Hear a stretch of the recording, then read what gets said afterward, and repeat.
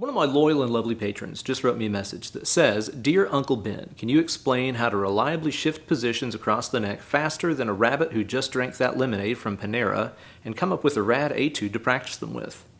Yes.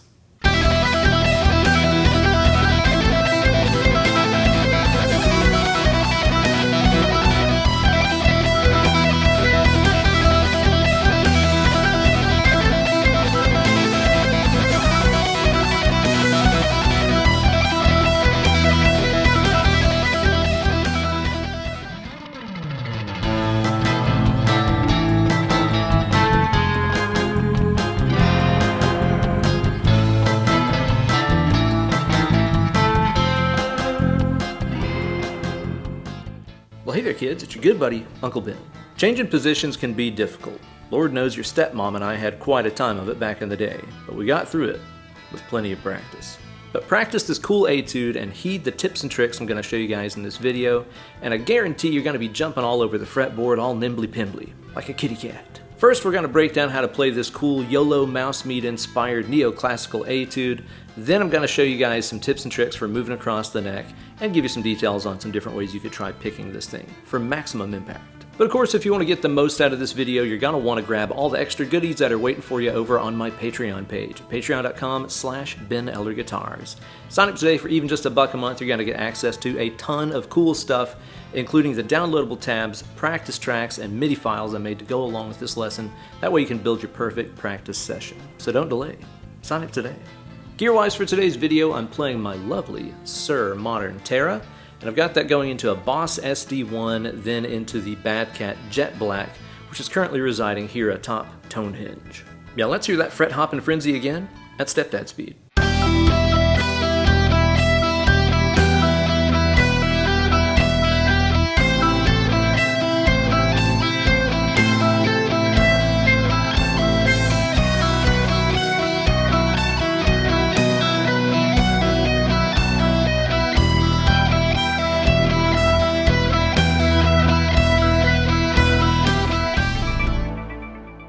Okay, so this is based around a neoclassical style of chord progression in the key of E minor. It follows an E minor, A minor, B7, E minor chord progression.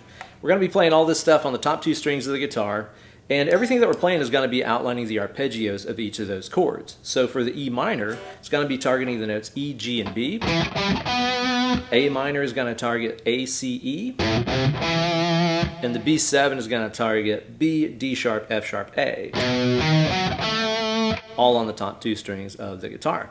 So the first figure here follows E minor, and the shape that we're going to use first here targets the G note on the high E string and the E note on the B string.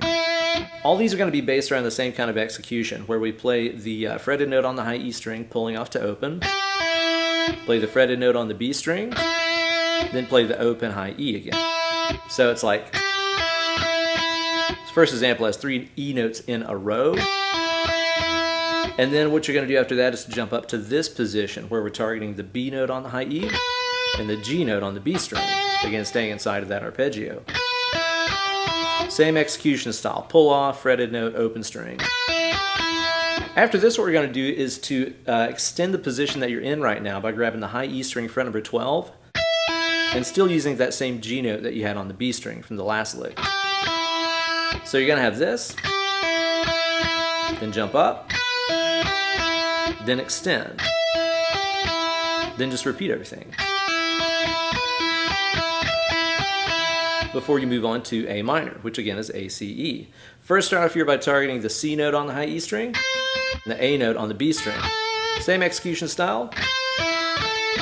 Then jump up here to the E note on the high E string, C note on the B string. Same idea.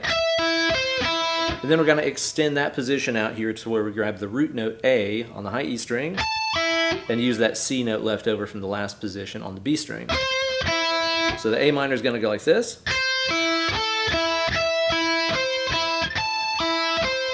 Repeat all that. Then we're on to B7. Start off here targeting the D sharp note on the high E and the B note on the B string. We're going to play before we move up here to targeting F sharp and D sharp.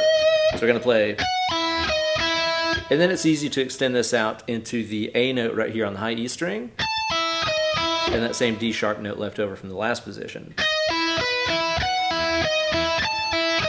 Repeat again. And then we have this descending E minor figure, which is probably the most challenging one.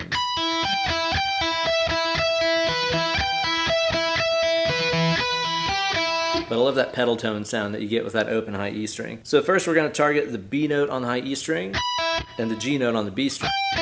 That's up here at frets 19 and 20. Then come down here to G and E. Then come down here to the 12th position for E and B. So that's... After this, back up a position to the G and E, and end right here on B to G. Okay, so that's gonna go.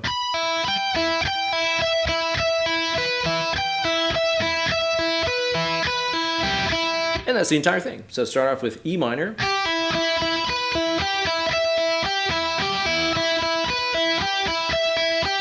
A minor.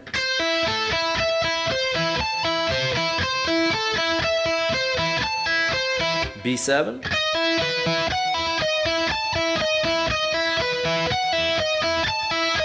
and then the long E minor.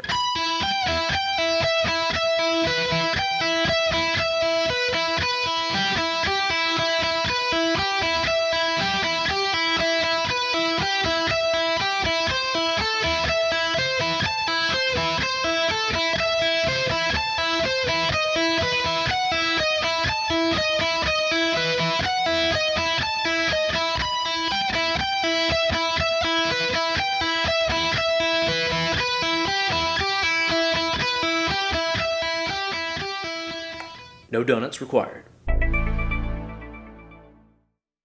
So now let's talk about what you need to master those quick position shifts. Now for me, this all goes back to one of the first really challenging things I tried to learn back in the day, which is Eugene's Trick Bag, the final guitar duel between Jack Butler and the Karate Kid from the epic movie Crossroads. There's this arpeggio figure that's played at the end of that, originally by Steve Vai, of course, and it has some really challenging leaps across the neck. It sounds like this.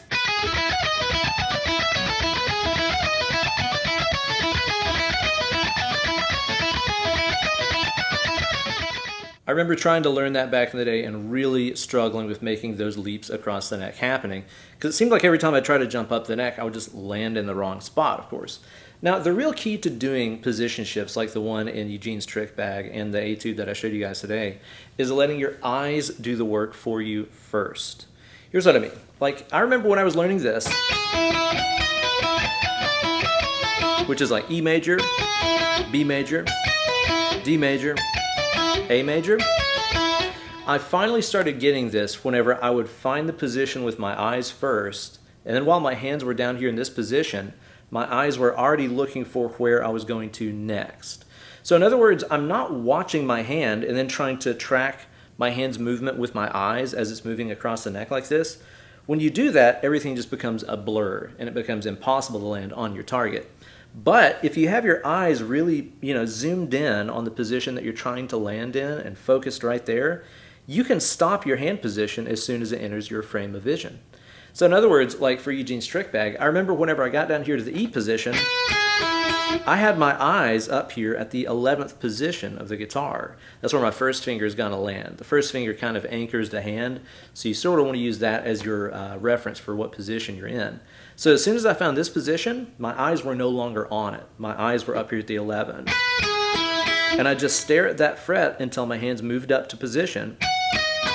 And as soon as I landed there, my eyes were already going towards the next thing, which is fret number 14. And while I'm there, my eyes are already down here on fret number 9. So in other words, I'm always playing one step ahead of the game. It's like a chess game, I'm never looking at where I am, I'm looking at where I'm going. Isn't that like a Wayne Gretzky philosophy, I think? Don't look at where the puck is, look at where the puck is going. Something like that, I think. It's always eyes first. And this can be kind of disorienting to new players who feel like they really need to babysit their hand and make sure it's not going to go anywhere. But trust me, you can be in this position and take your eyes away from it And it's not like it's gonna wander away just because you're not watching it, you know what I mean?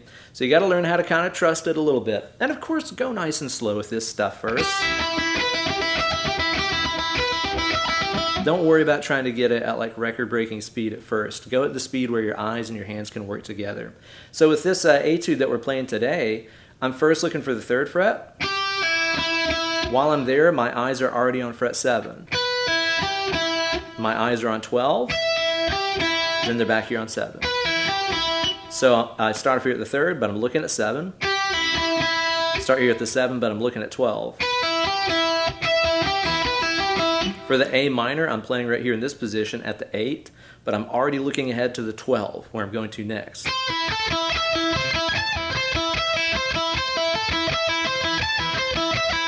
And then for the B7 here, while my hands are at 11, my eyes are on 14.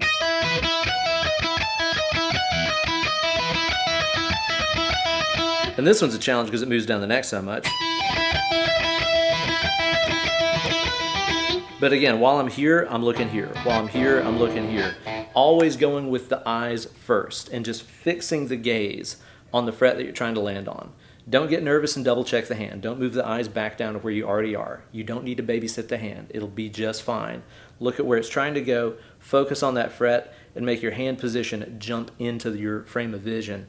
And I guarantee you're gonna have a whole lot more success than trying to track the eyes and the hand at the same time. Now, as you go through this, it's also really important to have a super loose grip with the thumb on the back of the neck. If you're really, mangling it, strangling it, getting that death grip going on the neck, it's really going to slow you down. And no, it doesn't really matter if you're playing a guitar with a painted neck or a satin neck or whatever.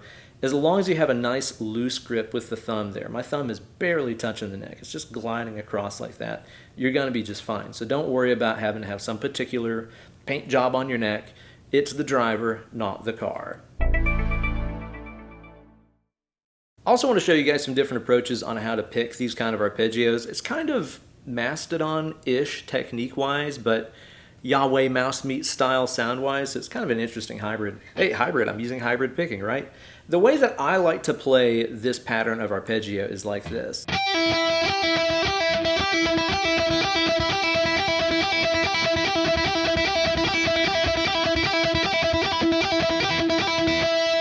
So you can see what I'm doing is to start off with a downstroke and a pull off, then I do a downstroke on the B, and then I use my middle finger to pluck that open high E. So it's down pull, down pluck, over and over.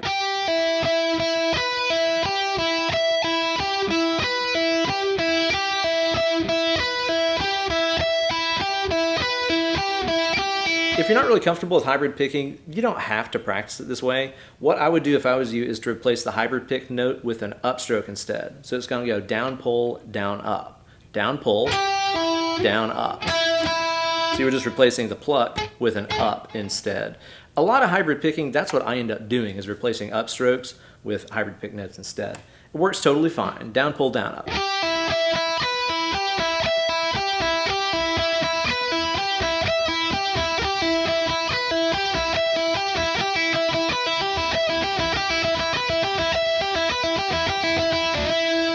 Totally fine. I kind of like the sound of it hybrid picked by my mitts better. Kind of like the contrast that you get between the picked notes and the plucked notes. Either way, something you should watch for here is every time that you set down to play the fretted note on the B string, make sure that you're laying that finger down in such a way that the underside of it touches the high E string. Reason being is because every time you play that high E string note, it's going to pull off to open. And if you're playing with that B string finger really highly arched up, like this right here, that high E string is going to continue to ring. And it's going to sound really messy, right? Sometimes you want those arched fingers for stuff to ring, like when you're playing chords, you know? But this is not really one of those times. So every time you set that middle finger down, be sure to play it on the fingertip. That way the underside of the finger lightly mutes out that high E string. It's going to make it sound way more cleaner.